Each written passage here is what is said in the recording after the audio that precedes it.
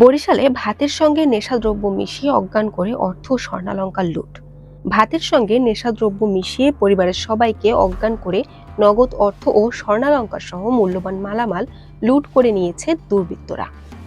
শনিবার রাতে বরিশাল সদর উপজেলার চরমোনাই গ্রামে এই ঘটনা ঘটে। 11টার দিকে বিদ্যুৎ চলে যায়। বিদ্যুৎ চলে যাওয়ার পর ওনারা আসলে মূলত ছিল দোতলা, কারেন্ট চলে গেছে তো, তারপর দোতলা ছিল। দোতলা থাকা অবস্থায় নিচের ঘর আপনি তো খোলা ছিল, দরজা কপাট খোলা ছিল। আমরা সন্দেহ করতেছি যে এই মুহূর্তে আর কি ওই দরজা খোলা পাইয়া খাবারের সাথে কিছু একটা মিশানো হয়েছে।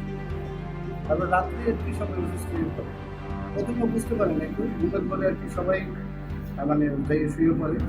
হঠাৎ করে সবাই আস্তে আস্তে ঘুম আসছে, শুয়ে পড়ছে। পরবর্তীতে রাত্রে আর কি সব কিছু নিয়ে যায়।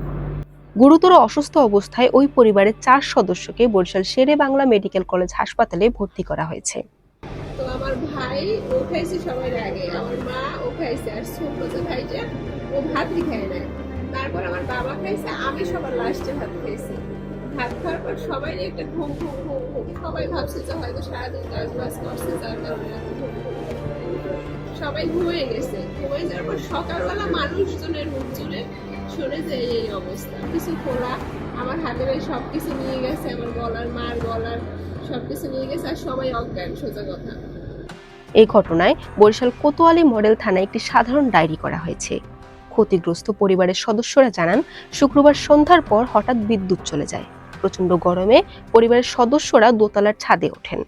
এ সুযোগে দুর্বৃত্তরা তাদের খাবারের সাথে নেশাদ্রব্য মিশিয়ে অজ্ঞান করে 4 ভরি স্বর্ণালংকার, অর্ধলক্ষ নগদ টাকা ও কয়েকটি মোবাইল ফোন নিয়ে পালিয়ে যায়। বরিশাল.নিউজ।